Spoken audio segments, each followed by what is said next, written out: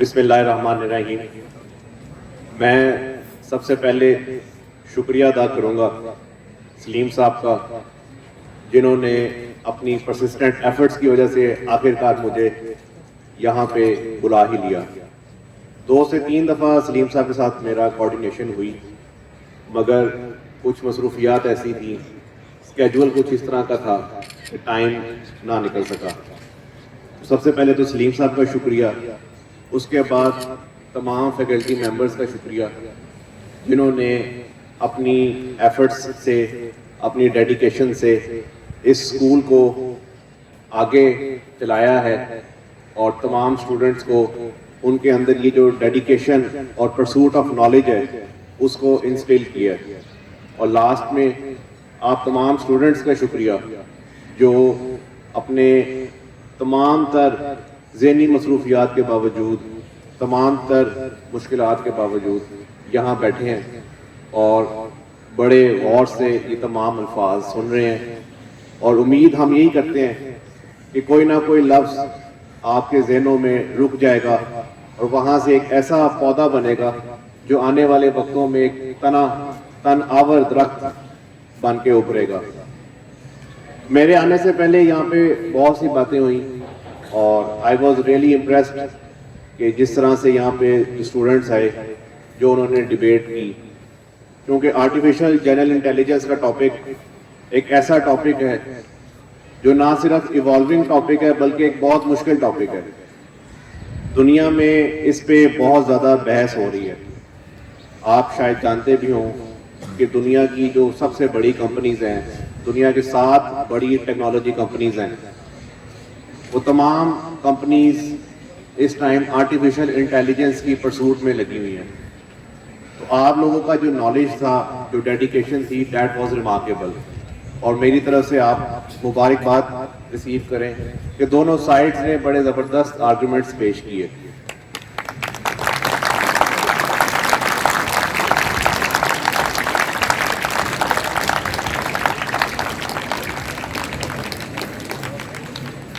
اور یہ جو ٹیکنالوجیکل انوویشنز ہوتی ہیں، ان کے بارے میں یہ ڈیبیٹ بہت پرانی ہے. آپ اگر اندازہ لگائیں تو جب آگ انسان نے دریافت کی تب سے لے کے آج تک یہ بحث جاری ہے کہ کیا انوینشن انسان کو فائدہ پہنچاتی ہیں یا نقصان. آرٹیفیشل انٹیلیجنس اور اس کا جو آرٹیفیشل جنرل انٹیلیجنس کا ورژن آ رہا ہے، یہ اس ڈیبیٹ میں ایک نیا چیپٹر ہے. تو اس میں بہت بات ہوئی کہ نئے چیلنجز آ رہے ہیں اور نئے ایشوز ہوں گے. تو یہی جو رول ہے، یہی رول پلے کرتی ہے سول سروس. ڈسٹرکٹ ایڈمنسٹریشن یا سول سروسز، اس کا کردار، اس کا جو جاب ڈسکرپشن ہے، اس کا جو کام ہے، وہ انہی چیلنجز کو دیکھ کے آنے والے وقتوں کے لیے فیصلہ کرنا ہے. کوئی بھی ایسا چیلنج جو کسی بھی معاشرے میں، کسی ملک میں، کسی سوسائٹی میں سامنے آتا ہے، اس کا سب سے پہلا امپیکٹ اس کے لوگوں پر ہوتا ہے. کوئی سڑک بنے گی، کوئی سیلاب آنا ہے، انوائرمنٹل پولوشن ہے، اسموگ ہے، ایجوکیشن ہے، کوئی بھی اس طرح کا چیلنج ہے، اس کا سب سے پہلا امپیکٹ اس معاشرے کے لوگوں پر ہوتا ہے. اور اس امپیکٹ کو پازیٹیوٹی میں کنورٹ کرنے میں جو سب سے کلیدی کردار ہے وہ سول سروسز پلے کرتی ہے. سول سرونٹس صرف اپنی ڈیڈیکیشن اور ہارڈ ورک کی بیسس پہ ایک چیلنج کو ایک اپرچونٹی میں کنورٹ کر سکتے ہیں. یہ اس کیریئر کے بارے میں سب سے پازیٹیو چیز ہے کہ آپ کا ایک فیصلہ سینکڑوں، ہزاروں یا لاکھوں لوگوں کی زندگی کو متاثر کر سکتا ہے. ایسی کیپیسٹی، اس طرح کا جو ایک کہہ لیں آپ اسکوپ ہے، وہ شاید ہی کسی اور کیریئر میں اویلیبل ہو. سلیم صاحب نے میں سے ساری بات کی تھی کہ آپ آئیں گے اور سول سروس کے بارے میں کچھ الفاظ ادا کریں گے اور موٹیویٹ کریں گے اسٹوڈنٹس کو کہ وہ اس طرف آئیں. تو موٹیویشن میں نے کیا دینی ہے آپ کو؟ آپ آلریڈی بہت موٹیویٹڈ ہیں. آپ لوگوں کا جو جذبہ ہے، آپ لوگ جو یہاں پہ محنت کر رہے ہیں،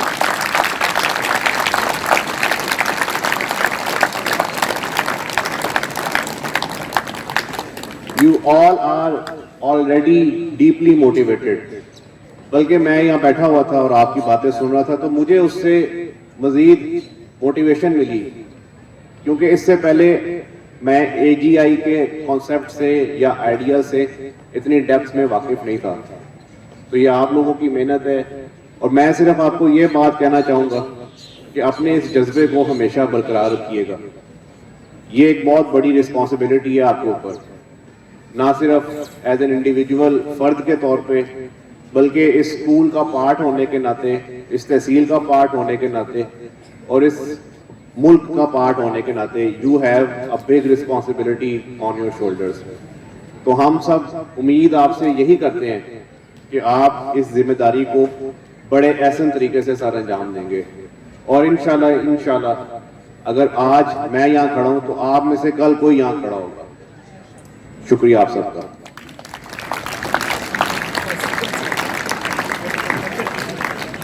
ہاں جی, وہ اسٹوڈنٹس آپ سے کچھ سوال کرنا چاہتے ہیں. جی ضرور, سول سرونٹس کے حوالے سے. جی ضرور. وہ بھی اسٹوڈنٹ سوال کرنا چاہتے ہیں. السلام علیکم سر. سر سب سے پہلے تو آپ کو ویلکم کرتے ہیں ایڈ ٹاپ میں, اور اس کے بعد میرا سوال یہ ہے کہ سر اکثر سی ایس ایس آفیسرس کو میں نے دیکھا ہے کہ وہ مغرور ہوتے ہیں, وہ لوگوں عام لوگوں سے ان کی میل جول بہت کم ہوتی ہے, اور اگر ہم بھی اس فیلڈ میں آئے اور ہمارے ساتھ بھی ایسا ہی ہوا تو آپ بھی جانتے ہیں اور میں بھی جانتا ہوں کہ اللہ تکبر کرنے والوں کو پسند نہیں فرماتا. تو آپ کی اس بارے میں کیا رائے ہے یا آپ کا کیا خیال ہے؟ Please explain. جی تھینک یو سو مچ, آپ نے سوال کیا. یہ بالکل آپ کا بڑا اچھا سوال ہے اور بڑا موقع کی مناسبت سے ہے. اس میں میرا سادہ سا جواب یہی ہے کہ انسان بظاہر آپ کو لگ رہا ہو کہ وہ متکبر ہے یا وہ مغرور ہے, مگر اس طرح ہوتا نہیں ہے. کیونکہ سول سروسز ایک ایسا شعبہ ہے, ایک ایسا ڈسپلن آف لائف ہے جس میں ڈسپلن اور ڈیڈیکیشن دو چیزیں ہمہ وقت ریکوائرڈ ہوتی ہیں. وہ ڈسپلن آپ کو اس چیز کی اجازت نہیں دیتا کہ آپ ان کاموں میں انڈلج کریں جو آپ کو سوٹ نہیں کرتے. مثال کے طور پہ آپ اسٹوڈنٹ ہیں, اگر آپ مثال لے لیں یہاں سے نکلیں اور ون ویلنگ کرنا شروع کر دیں تو وہ اسٹوڈنٹ کو شوبھا نہیں دیتی چیز. تو کوئی ایسی معاشرتی برائیاں, کچھ ایسے معاشرتی اقدار جو اس شعبے کو مناسب نہیں دیتے, اس کے موضوع نہیں ہوتے, تو اگر انسان ان سے دور رہے تو پھر ہی بہتر ہے. ادروائز یہ جاب, یہ کام, یہ رسپانسبلٹی یہ کبھی پورا نہیں ہوگا. امید ہے آپ کو سوال کا جواب مل گیا ہوگا.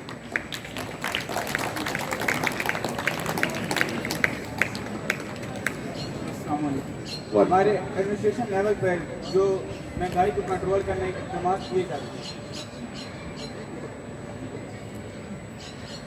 ہمارے ایڈمنسٹریشن لیول پر جو مہنگائی کو کنٹرول کرنے کے اقدامات کیے جاتے ہیں اس میں سول سروسز کا کیا کردار ہوتا ہے؟ جیسے کہ ہم بازار میں جاتے ہیں, ہم دیکھتے ہیں ہر شاپ کیپر کا اپنا ریٹ ہوتا ہے.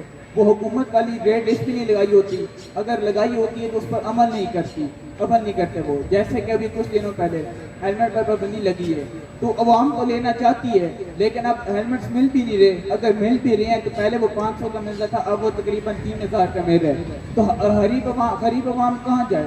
اس میں سول سروسز کیا کردار ادا کر رہی ہے اور ان کو پوچھنے والا کا کوئی نہیں ہے؟ میرا آپ سے یہ سوال ہے, کہ اس کا جواب دیں. شکریہ جی آپ کا.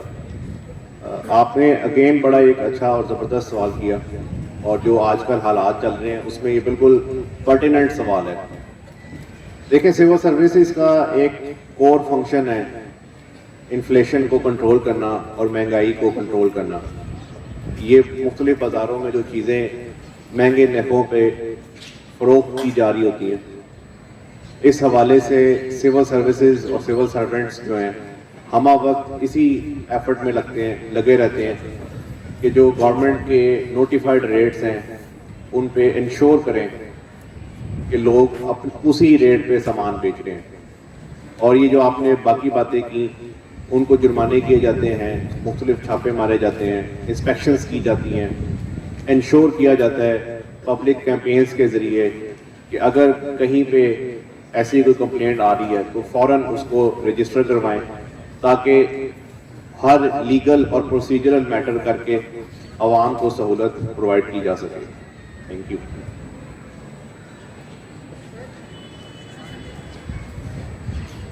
سیاست کے شعبے کے بارے میں تھوڑا سا بتائیں گے کہ اس کے لیے کس قسم کی اور کتنی تعلیم ہوگی؟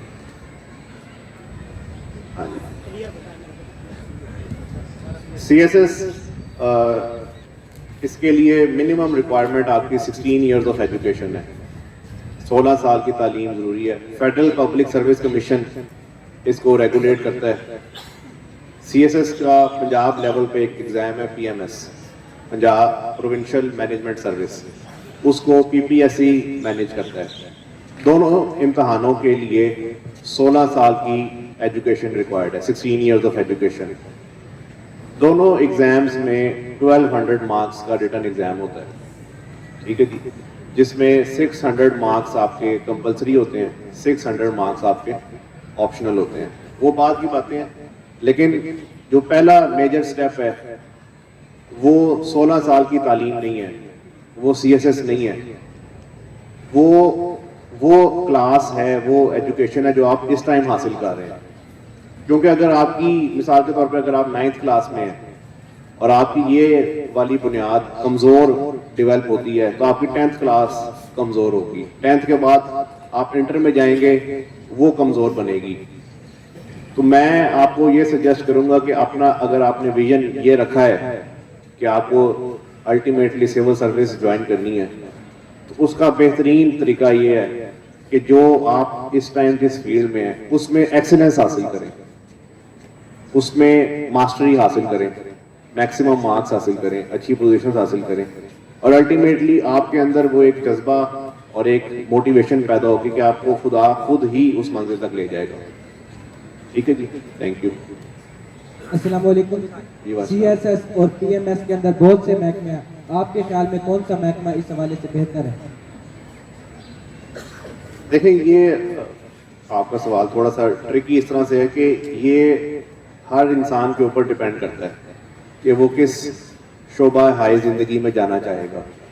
آپشنز آپ کے اپنے ایپٹیٹیوڈ اور اپنے سکلز کے حوالے سے آپ ڈٹرمن کر سکتے ہیں, ٹھیک ہے. اور یہ فیصلہ بہت دیر کا فیصلہ ہے, ٹھیک. آپ کا آج مثال کے طور پہ آپ 14 ایئرز آف ایج ہے, آپ کی 15 ایئرز ہے, 16 ہے, you have some more years ahead of you. تو آپ کے جذبات بھی بدلیں گے, آپ کی سوچ بھی بدلے گی, آپ کے خیالات بھی بدلیں گے. تو جب آپ اس سٹیج پر آئیں, اس ٹائم پہ جو آپ کو بیسٹ لگے, آئی ووڈ سجیسٹ کہ آپ اس کی طرف جائیں. کوئی ایسا شعبہ نہیں ہے جو کم ہے یا کوئی زیادہ ہے. تمام جو آپشنز ہیں, تمام فیلڈز ہیں, they are one and equal. ٹھیک ہے جی, سب برابر ہے. Thank you. جی ضرور. السلام علیکم سر. جی پہلے میں آپ کو ویلکم کرنا چاہوں گا ہمارے اسکول میں. سر میرا کوشچن ہے کہ آپ اپنی ہمیں ایجوکیشن کے بارے میں تھوڑا سا بتائیں کہ آپ ایجوکیشن آپ نے کیسے حاصل کی, اسٹوڈنٹ لائف کہاں سے حاصل کی؟ ہاں جی, حاصل کی.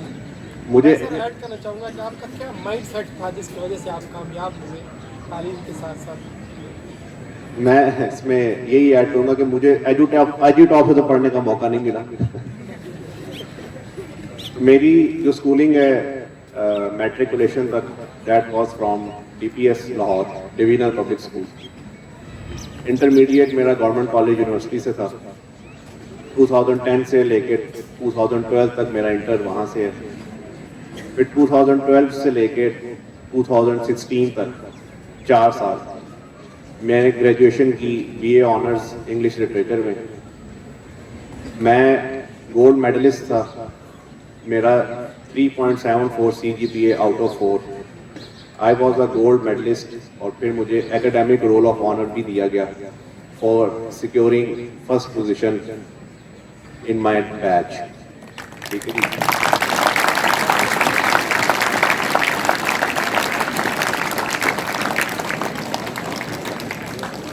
جو میرا اوور آل سفر ہے, جرنی ہے میری, وہ کافی لمبی اور کانسٹنٹلی ایک ہی پوائنٹ پہ فوکس تھی, that I wanted to be part of the civil service.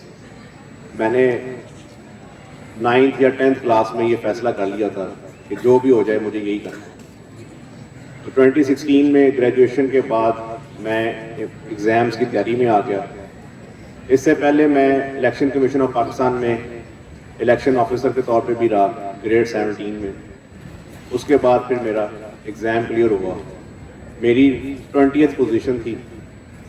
I was among the very few جنہوں نے ٹاپ 20 میں, 16th پوزیشن تھی, میں ٹاپ 20 میں تھا میں. تو اس کے بعد جو ہے یہ میری پہلی فیلڈ پوسٹنگ ہے. ٹھیک ہے, thank you sir. Thank you.